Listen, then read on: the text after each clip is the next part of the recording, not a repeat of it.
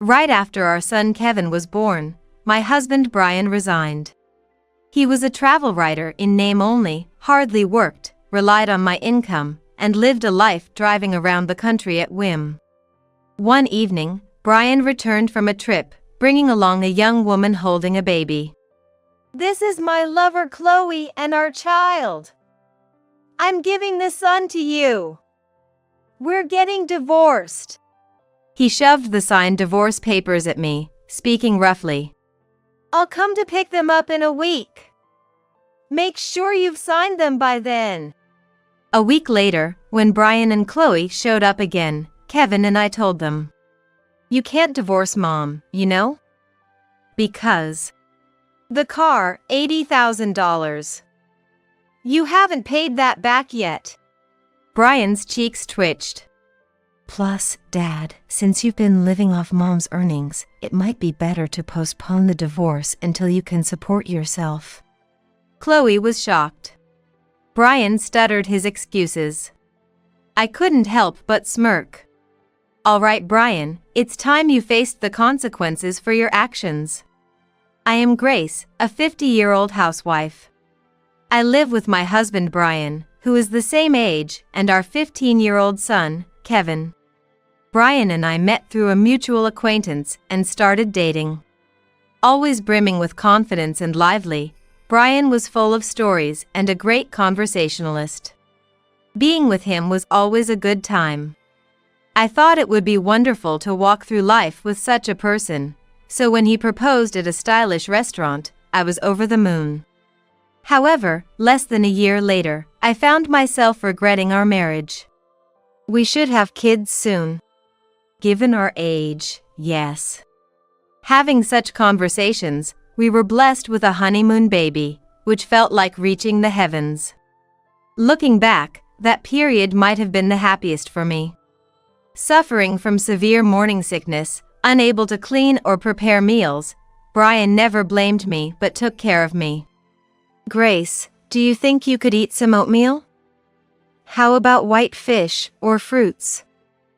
I hear they're good for the body." Brian, who was not good at cooking, bought oatmeal, frozen food, and fruits from the local supermarket and brought them to me as I lay in bed. To avoid making me feel sick, he would eat his meals in the dining room, come to pick up the finished dishes, and even do the dishes. On weekends, he would take care of the laundry and cleaning as well. "Brian, I'm sorry for the trouble, and thank you for everything," I said, expressing my gratitude, and Brian smiled and gently stroked my head. "Supporting each other is natural for a married couple. It's not just your body here, be careful not to overdo it." Aside from being diligent and kind, Brian was a regular employee at a big company. I truly felt fortunate to have married him. But the end of happiness came suddenly. Early one morning, I went into labor, and Brian took a day off to take me to the hospital, waiting outside the delivery room for the baby's birth. Finally, the baby was born safely. The midwife went to Brian with the baby wrapped in a blanket and with a smile said, "Congratulations! It's a healthy boy." At that moment, Brian's face changed. "Ha, it's not a girl? It's a boy." Brian's expression went from one filled with anticipation to one of deep disappointment. After moving to the ward, Brian let out a deep sigh and muttered in a frustrated tone, "Ah, a boy." At the time, I didn't realize the seriousness of the matter and tried to comfort Brian with a smile. "Brian, you wanted a girl, didn't you? You probably were told by the doctor it was a boy. It's disappointing, I know. I've heard there are still families who desire a male heir from their in-laws. However, neither my mother-in-law Evelyn nor Brian seemed to strongly wish for a boy. Although we found out the gender because Brian wanted to know, honestly, I was fine with either." "I always dreamed of becoming a father to a girl," Brian exclaimed, his eyes widening. "Boys are smelly, dirty, and not cute at all. Why didn't you give birth to a girl?" His harsh words made me angry. It's not like I can choose. Even practicing gender selection doesn't guarantee 100% success. It's our precious baby. Shouldn't the gender be irrelevant? It can't be irrelevant. Damn it. I seriously don't need a boy. With those words, Brian left the room. And from then, he never visited the hospital again, didn't even contact me, and I had to leave the hospital alone. With my parents' house being far away and unable to rely on them, I reluctantly called Evelyn to ask for a pickup. Brian was looking forward to having a girl. I understand why he would want to complain. I explained the situation, but as expected, Evelyn took Brian's side. You're not going back to your parents, are you? I can come over to help if you like. Thank you. I'll get in touch if there's anything I need. I politely declined with a forced smile. It's a 30-minute drive from the in-laws' house. Rather than relying on Evelyn, who never misses a chance to say something snide, it felt much more comfortable to raise our child just as a couple, busy as we might be. I thought Brian would quickly get over his mood and start adoring the baby. But I was too optimistic. A hellish life of raising a child alone began. Before giving birth, Brian and I used to browse baby furniture online and read articles and books about babies together, wondering what our life would be like. It was a time of pleasant anticipation. However, as soon as Brian found out it was a boy, he seemed to lose interest. After coming home from the hospital, he left everything to me, from naming the baby to all the minor care tasks. Brian, could you hold Kevin for a bit? He's been crying nonstop, and I can't prepare meals or clean. Even when I pleaded with Brian upon his return home, he coldly ignored Kevin and snapped. You know I'm tired from work, right? Show some consideration. Dinner's not ready? Then I'll just eat out. Taking care of the baby is a mom's job, right? I'll overlook the mess in the house. Just make sure you do the laundry, okay? It'd be troubling if I had nothing to wear. Even when Kevin cried, Brian would ignore him and play with his mobile phone. No matter how much I begged, he wouldn't change his diapers, or handle baths or feedings. Of course, dealing with night crying was out of the question. One evening, while watching TV, Brian showed annoyance when Kevin started crying. It's so noisy. He's been crying nonstop. He seems sleepy, but he won't sleep even when I hold and soothe him. Why don't you take him for a walk? That should stop the crying. Go outside. I couldn't believe my ears. It's February.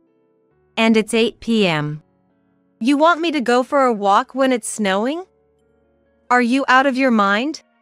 When I snapped back, Brian twisted his mouth into a smirk. Driving around is a waste of gas. Maybe the cold will stop the crying quickly? I was furious at such an unthinkable remark from a father. Holding Kevin, I grabbed the car keys, slammed the living room door shut, and left the house. After securing Kevin in the child seat and driving around the neighborhood for a while, I heard him start to snore from the back seat, which reassured me. Upon returning home, I ignored Brian, who was rolling with laughter at the TV, and put the baby to bed. As my distrust towards Brian grew day by day, one afternoon, Brian came home early. You're home early today. While feeding Kevin his baby food, I asked, and as he took off his jacket, Brian nonchalantly said, I quit my job. Really? What? I was shocked. I've been thinking for a while now, I'm not cut out for being an employee. Starting a company or working freelance, using my talents, that's what suits me. From now on, I'll live freely, not tied down by a company. Brian spoke proudly, leaving me dumbfounded.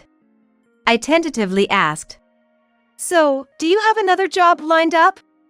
"I like driving, right? And I won a writing contest when I was a kid. I think I have talent. So, I'll wander around the country and write travel logs." Brian's eyes sparkled as he spoke, and I felt like I was going to faint. 12 years in sales, and now he wants to be a writer? Brian doesn't even write a blog, and the computer in his study is just for show. It must have been some article on the net that inspired Brian's whimsical idea. Don't look so worried. In 2 years, I'll be making over $100,000. It seems like anyone can do it, so someone as talented as me is sure to be successful. I alternated my gaze between Kevin, who was grabbing food with his hands, and Brian, who was going on about himself. I was planning to return to work once Kevin turned 1, but now I found myself having to support an unemployed husband. That afternoon, "First, I need to get the right setup." Brian cheerfully went to an electronics store to buy the latest model computer. After putting Kevin to bed and doing the dishes, I received a call from Evelyn. Reluctantly, I answered the phone. "Hello? You! What have you been telling him?" Evelyn yelled at me right from the start. "I don't understand what you mean. Leaving that company meant a secure life. Going from an $80,000 salary to suddenly being unemployed is unbelievable." That's exactly what I wanted to say. "It's because you're always fussing over the baby that Brian got stressed and quit his job. Isn't it a wife's job to support her husband? You failure. If you have complaints, please talk to him directly. I'm busy, so I'm hanging up now." Evelyn was still shouting, but I hung up and ignored her calls and messages for a while after that. I was furious with Brian's selfishness, but I resolved to work diligently for Kevin's sake. I hoped that seeing me manage both household chores and childcare diligently would make Brian reflect a bit, but it was a waste. Brian would lock himself in the study, fiddling with the computer, or suddenly announce, "I'm going on a trip," and leave without contact, returning days later. Thus, I couldn't rely on Brian and had to use the workplace daycare for sick children, working hard. It felt almost like I was a single mother rather than just doing childcare alone. Working full-time while raising a young child was hard, but sharing childcare woes with colleagues who also had young children and encouraging each other lifted my spirits. Thanks to my salary, and despite Brian taking writing courses, he eventually started earning $300 a month. Yet, our household finances still depended solely on my income. That was because Brian used his earnings as pocket money. I ended up giving him gas money. Then one day, Brian returned from New Orleans driving a bright red sports car. "What? Where did this car come from?" "I fell in love with it and bought it." $50,000 for this beauty is a steal, right? I was floored. $50,000? I got bored of the old car after 2 years. This one's my new partner. A writer has to drive a cool car, right? Brian said with a smug smile, making me press my temples and ask, "Wait a minute. How did you pay for it? You have zero savings, right?" "Don't worry, it's an 84-month loan. You can afford $600 a month, right? I'll be a best-selling writer soon, so just cover it until then." I was stunned, then gradually filled with anger. "There's no way I can afford $600. We're already at our limit. Whose fault do you think we're struggling with money?" Brian twisted his face and retorted, "All you talk about is money, money. How shallow. When did you become like this? Support your husband's dreams more. You're too practical, it's boring." Saying that, he stormed off into his room. Dad's back? Kevin, waking from his nap, stretched and asked me. Yes. He seems busy with work and has gone to his room. Say hello when he comes down. Okay. Hey, Mom? How long will Dad be staying at home? I don't know. I'll ask him later. Kevin's sad smile pained my heart. Even after Kevin started attending childcare, Brian didn't try to interact with him, maintaining a cold attitude. Brian would respond if Kevin spoke, but he wouldn't initiate conversation or make eye contact. I wondered if it would be better to divorce if this relationship continued. But wouldn't Kevin get hurt if he knew his parents divorced? That thought held me back. Suddenly, 15 years had passed since Brian quit his job. His monthly income was still just a few $100s. The reason for his stagnant salary was clear. Brian, now proficient with computers, had discovered the joy of online gaming, prioritizing it over work, and spending any significant income on game credits, with the rest going to clothes or clubbing. On the rare occasions he brought home a souvenir, he'd boast about it for a while. Those cookies I bought the other day were delicious, right? It's because of my job that we can enjoy such good stuff. You should be more grateful. Just as I had finished paying off the loan for that sports car and started to feel a bit relieved, Brian sold it and switched to another new car. Of course, I initially protested. I want you to contribute to the living expenses. Shouldn't you spend more time at home as a father? Try to limit your spending on hobbies. And so on. Then, Brian would become furious, veins bulging on his forehead. You're mocking me for my low salary, aren't you? Looking down on me, laughing at me. That's not it. I just wish you'd act a bit more like a father. I spoke with patience, but Brian retorted angrily, still with a look of rage. Next year, I'll definitely make $100,000. Then we'll have some breathing room, and I can spend time at home and contribute financially. Just wait without complaining until then. After repeating this exchange several times, it gradually became a nuisance, and recently, I've given up on discussing it. Kevin, perhaps as a reaction to his dad's bad example, grew up to be honest and a good kid. Always considerate when I came home tired from work. He helped around the house regularly, and when I woke up from napping on the sofa, I'd find a blanket over me, and for my birthday, he'd prepare a homemade dinner and a bouquet of flowers, pampering me thoroughly. One evening, while I was preparing dinner, I heard the front door unlock. Thinking Kevin had returned from his tutoring class, I then heard Brian's voice talking to someone. A guest, perhaps? Removing my apron, I went to the entrance and froze. Brian was there, cozying up to a young woman holding a baby. Welcome back. Dressed revealingly, with heavy makeup. She must be a girl from the club he frequents. But why bring her to our house? The woman, along with Brian, entered our home, pinched her nose, and came to check the pot in the kitchen. With a pitiful smile and a nasal voice, she sneered. Ugh, it smells like garlic. Brian, it's going to stick to my clothes. Sorry, Chloe. Hey Grace, do something about it. It's fine, I'll endure it. Is dinner meatloaf? Such a mundane dish.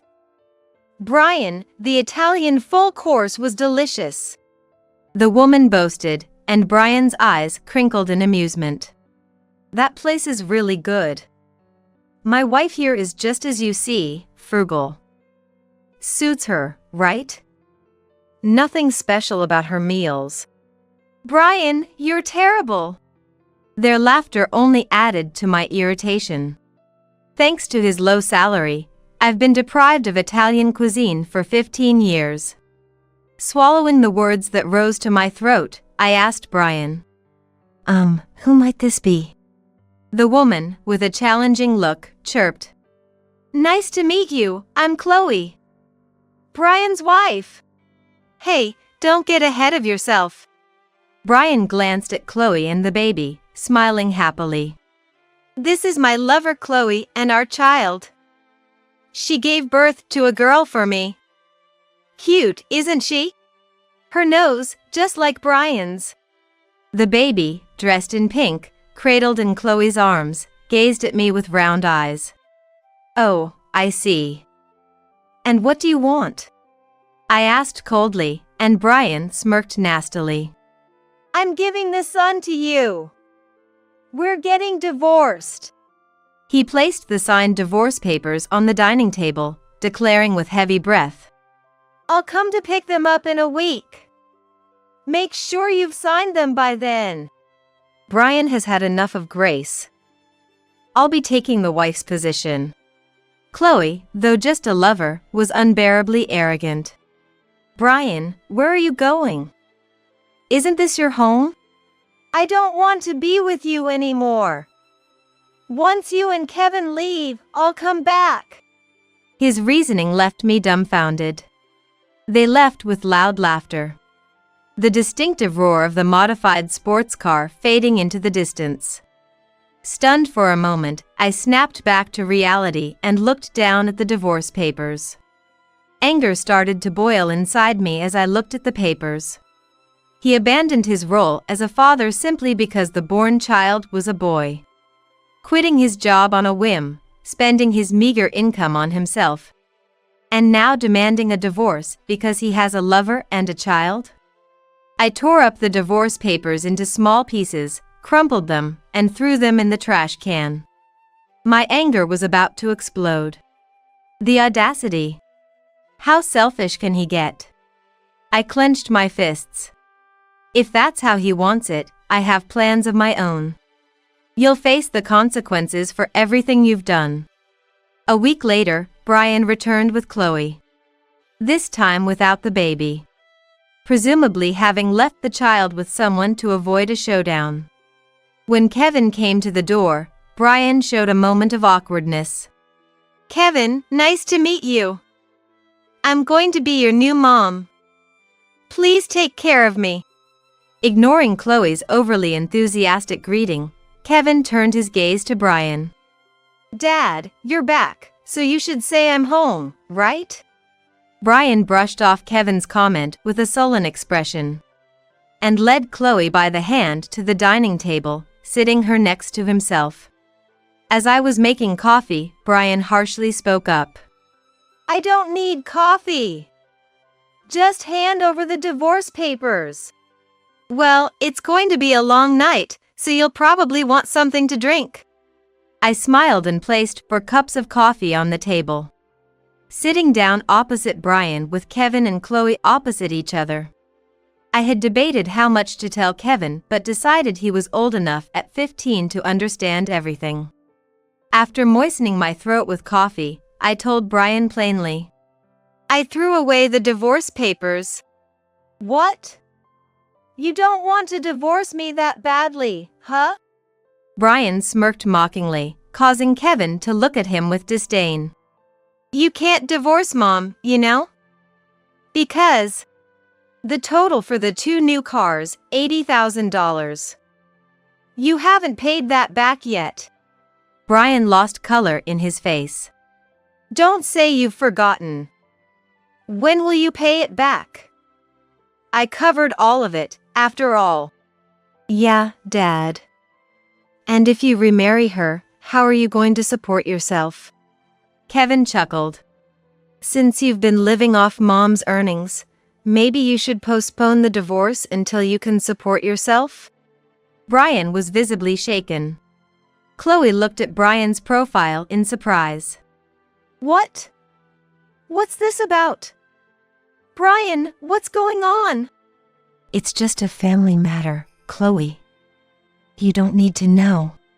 I confronted a flustered Brian with printed payment statements. Here, this is for the previous car, 84 payments. And this is for the new car. Chloe, do you understand? All paid from my card. After checking the statements, Chloe looked puzzled. Why aren't you paying for it yourself, Brian? You make $100,000 a year, right? And you're a department head at a well-known company. Kevin and I burst out laughing together. Wait, you're still carrying around a business card from 15 years ago? That's fraud. Your current title is unemployed, right? We couldn't help but laugh uproariously. No! I'm a freelance writer. Self-proclaimed, focusing on travel. Less income than a high school part-timer. Used to make $80,000, now about $4,000? Chloe was shocked. What? $4,000? Yes. Look. Hey, stupid. I showed Chloe the account history. The account history with monthly deposits of $400 or $500 from the same company name, leaving her speechless. So, the designer clothes you're wearing, those fancy shoes, the luxury sports car, all bought by Grace? All the treats have been on Grace's dime? Yes. See here. I leaned over the table, showing Chloe the credit card bills. He took my card, which I hardly use, and spent without my permission. I'll pay it back later. It's fine, right? We're family. Brian raised his voice. In 2 or 3 years, I'll be making over $100,000. Chloe, you believe in me, unlike them, right? Chloe offered a non-committal smile. Brian said the same thing when Kevin was a baby. 15 years later, nothing has changed. Next to me, Kevin nodded. You can live with Chloe, remarry, whatever. Just settle the debt for the new car and the unauthorized card use. Of course, you'll also have to pay compensation and my child support. Shut up, I know. Brian yelled back, then turned to Chloe. So, Chloe, you'll lend me the money to pay Grace back, right? Can I have some time to think about it, Brian? Chloe's face contorted. I thought that was a reasonable reaction. What? I'll pay you back later. We're going to be married, so it's fine. Brian was trying to force his flawed logic on the hesitant Chloe. Suppressing a laugh of disbelief, I picked up my cell phone. Time for the second phase of my revenge. By the way, did Chloe also join Brian on that hotel assignment he covered? When I asked cheerfully, Chloe awkwardly looked away, but Brian, having embraced his audacity, flashed an annoyingly smug smile. Oh yeah. The scenery was beautiful, it was a nice place. That's good to hear. That was a good guess. I smiled at Chloe. Look, my cousin owns the hotel, right? Since you two came together, he sent me evidence photos to let me know about the affair. I opened the mobile phone app, touched the photo file to display it, and placed the mobile phone in the center of the dining table for everyone to see easily. Oh? Who's that with Chloe? Huh? Chloe froze as she peered at the image. Beside her, Brian, adopting the same posture, quickly turned into a visage filled with anger. Chloe, who is this? Hey! Taking photos like that is an invasion of privacy. I smiled at Chloe's outrage. Sorry about that. I couldn't forgive my cousin's husband's infidelity, so I ended up gathering various things. Meddling in affairs. Brian, it was just an acquaintance I happened to meet. Don't worry about it. Chloe twisted her body and leaned on Brian, who shrugged her off. Chloe said she wanted to go, so I made the reservation. Then, Brian's face stiffened. Come to think of it, You weren't there when I woke up in the middle of the night, right? Don't tell me you went to his room? No, it's not like that. Just an acquaintance, really. I almost laughed at Chloe's repeated excuses. I took a large envelope prepared at the edge of the dining table, pulled out several photos, and laid them out on the table. Chloe seemed shocked as well, covering her mouth and screaming. These were photos sent to me last year. Chloe, heavily pregnant, snuggling up to a man and coming out of an obstetrics clinic. Hey! Just asked him to accompany me. Believe me, Brian. Brian's voice grew menacing as Chloe clasped her hands together, desperately making excuses. I read out from the investigation report I pulled from the envelope. So, it was supposed to be a doctor's visit for both spouses that day. If someone was to accompany you, it should have been the baby's dad, undoubtedly. Wait. Isn't the baby from that time? Wasn't it Brian's? Chloe fell silent, and I let out a thin smile. This man, even though he's the dad of the child, cheated with another woman and ran away after the birth. How terrible. Poor Chloe. As I sneered, Brian, in a panic, defended Chloe. Chloe wouldn't do such a thing. Right, the dad of that kid is some other man, that can't be. Sorry. Chloe apologized in a weak voice, and Brian, momentarily frozen, blushed with anger and shame. Because he ran away, you lied about it being my child to force a marriage? Unbelievable! As Brian shouted, Chloe yelled back just as fiercely. What? You were drowning in debt and being supported by your wife, lying big time to me. I have no business being criticized. Then Chloe turned her anger towards me. You're also awful. Knowing he's been cheating and yet letting him do what he whatever? That's right. I've been taking care of a husband who does whatever he pleases for 15 years. I thought I'd hit him with undeniable evidence and demand compensation. I leaked a sardonic smile. Sending lovey-dovey messages to my mobile phone by mistake, suddenly dressing up, coming home reeking of women's perfume, it was all too clear. Saying that, Kevin also crossed his arms and nodded. When he was at home, he was always in a good mood. Seriously, how can you cheat when mom has been taking care of you like this? What kind of nerve do you have? Kevin looked utterly disgusted. I hired a detective to find out the identity of the other woman, and got some bonus photos, so I thought I had to tell Brian too. I told Chloe and Brian, dripping with sarcasm. That's right.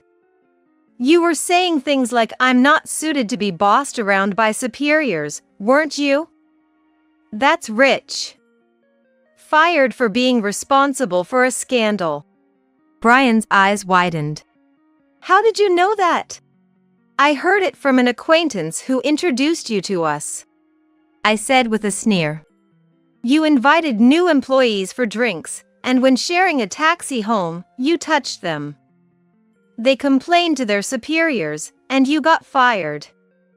Deservedly so. Brian shook. They were just touched over the clothes, making a big deal out of it. It was just the heat of the moment. It's not like it diminishes anything. Dad, you're the lowest, Kevin said with a cold voice. It was unbearable when I heard that. I thought, what a shameful person. It was probably more shocking than not being cared for. Really? What does he think women are? Brian, so you were that kind of person? Gross. Chloe looked at Brian with a look of disgust, as if she was looking at something filthy. Huh? I don't want to be lectured by someone who tries to pin a child made with another man on me. Brian glared at Chloe with a sharp look. What you're doing is no better. Both are to blame. The new employees who were victimized are planning to sue Brian, so brace yourself. Brian looked surprised. Huh? For that? They're not satisfied with just the dismissal. They want compensation for the emotional distress. Brian was shocked. I don't have that kind of money. Brian yelled, his face turning red, while Kevin looked on with disdain. Dad, you should take responsibility for your actions. Brian, no matter how much money you have, it won't be enough. I smiled at Brian with pity and turned my gaze to Chloe. So, Chloe, if you're okay with this, I'd gladly give it to you. I don't want such an old man. Chloe stood up energetically. I thought I'd make him a dad because he said he was a department head at a big company with a salary of $100,000. She glared at Brian hatefully and spoke rapidly. But in reality, he was just a prideful liar living off his wife, with bad habits and drowning in debt. Being with him was a mistake. Give me back my time. That's my line. Brian also stood up and shouted. A woman who cheats with another man is the last thing I need. Don't ever show your face to me again. Then let's break up. Bye. With a huff, Chloe left the house, and Brian, watching her go from the doorway, collapsed to his knees, sobbing and cursing. Terrible, Chloe. You said you loved me, but to have a young man's child. No matter the woman, I don't need a child from another man. I rebuked Brian, who was sulking. You abandoned your role as Kevin's dad and now you suffer because you wanted a child with your mistress. Children are not accessories. Consider Kevin's feelings for once. It's okay, Mom. I don't think of him as my dad anymore. Kevin smiled sadly. I've seen him as just a roommate for a long time now. I sighed, looking at my pathetic husband sniffling on the floor. I'm completely out of patience. Brian, from now on, we'll discuss through a lawyer. I told Brian in a solemn tone. The fees for the 2 cars I covered, the unauthorized card charges, and compensation. I'll file for divorce after all that is transferred to my account. How am I supposed to pay all that at once? Oh, if you haven't filed for divorce yet, we can just cancel it. Brian's face lit up with what he thought was a brilliant idea. That way, we won't need compensation or child support. Look, Grace, I was wrong. Let's start over. I reflexively pushed away Brian's reaching hand. Don't joke with me. Afterwards, Kevin and I kicked out Brian, who wouldn't give up. After the divorce, Brian, kicked out of the house by me, went crying to Evelyn, but Evelyn, concerned about public image, was furious about her son's affairs and disowned him. Thus, Brian moved to a cheap apartment and started working seriously for the first time in 15 years. Being 50 years old became a barrier to securing a permanent sales position, so he finally found work in physical labor. He is being yelled at by younger supervisors and works desperately every day. Later, sued by the new employees, Brian paid the settlement money, which he managed by selling his current luxury sports car. However, this was far from enough to cover the unauthorized use of my card, compensation, and the cost of the first car I paid for, leading to more debt to settle them. Surely, despite working, he remains burdened with repayments to me, with only a small amount of money left for himself. Of course, I also demanded compensation from Chloe. Her parents covered it, transferring the money to my account. The baby's father was apparently a customer at the store. Chloe, who got pregnant with a customer's child, was fired for breaking the rules and moved back in with her parents. However, after giving birth, she was also disowned by them. Now, she leaves her baby at a daycare, works at a different club during the weekdays, and does part-time work at a restaurant on weekends, enduring harsh days. Kevin's child support is deposited into my account every month. We've contracted through a lawyer that immediate action will be taken if there's ever a delay. Kevin, now 16, aims to become a pharmacist and is diligently studying in an advanced class. I'll make things easier for you once I graduate from college. Just wait. Kevin said with a smile, earning his own pocket money through part-time work amidst his busy study schedule. Compared to worrying about Brian's debts, working for college funds feels almost enjoyable. From now on, I look forward to living fulfilling days together with my kind and reliable son.